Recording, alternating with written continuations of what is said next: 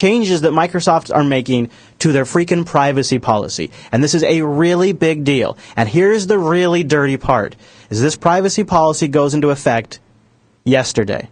All of the images of Windows 10 are shipping with an older version of the privacy policy that does not reflect all of these changes, and that privacy policy you accept in Windows 10 when you install it automatically opts you into the new privacy policy that they have now retroactively deployed after the Windows 10 RTM images were created. And it is a doozy. It is a major, major doozy, and I have it linked in the show notes, and I encourage you guys to go read up on more. But here's essentially, this new privacy dashboard is presented to give users a possibility to control their data related to various products in a centralized manner. They're talked about it. It's really slick. It's all these great new features. It also has a 45-page privacy document that you can go read, and so someone has done that. Here's a couple of things you need to know. I set mine up with a Microsoft account, and so by default, when signing into Windows with a Microsoft account, Windows syncs some of your settings and data with Microsoft servers. Your web browser history, your favorites, the websites you have viewed, saved apps, website saves, mobile hotspot data, Wi-Fi network names, and Wi-Fi passwords all get synced to your Microsoft account.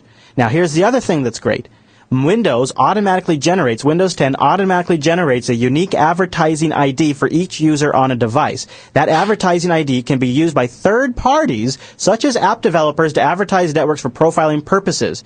Now, the great part is you get a device ID and a unique ID. So if you have a Windows phone, and a Windows tablet, and a Windows laptop, and a Windows desktop, it knows who you are across all of those devices and which device you're using, so that way they can target the best ads at your face. Also, when you turn on encryption on Windows 10, it automatically encrypts the drive, which is great, and it creates a recovery key. Yay! That BitLocker recovery key is automatically backed up to the user's OneDrive account, which means it's available by subpoena by the authorities without ever having to come to you, because that key is sitting on Microsoft servers. The Microsoft updated... That's assuming you trust Microsoft not to give the key away to authorities without a subpoena. Yeah, oh yeah. Also, the new updated terms state that they can collect basic information from your devices, including, for example, app use data for apps that run on Windows, and data about the networks that you connect to.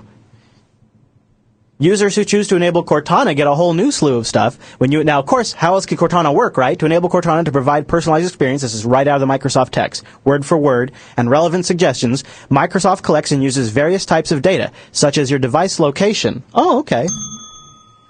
Data from your calendar, apps you use, data from your emails and text messages, who you call, your contacts, how often you interact with them on your device. Cortana also learns about you by collecting data about how you use your device and other Microsoft services, such as your music, alarm settings, lock screen, and what you view and purchase, your browser and Bing search history, and more. But that's not all. The software also collects undefined speech data. We collect your voice input, as well as your name and nickname, your recent calendar events, and the names of people in your appointments, and information about your contacts, including their nicknames. All that just happens when you turn on Cortana, which I just did.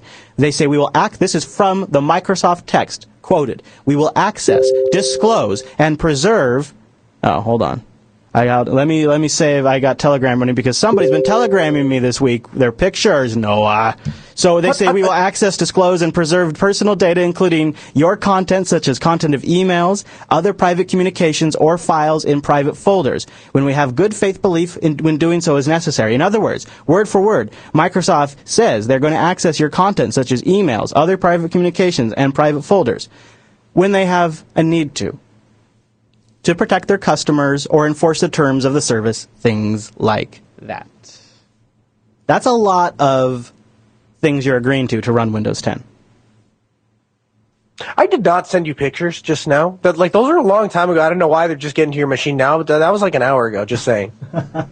Yeah. Probably we just don't want to use Telegram during the show. All right, so, no, what do you think of the Windows 10 thing, though? I don't care about the Telegram thing.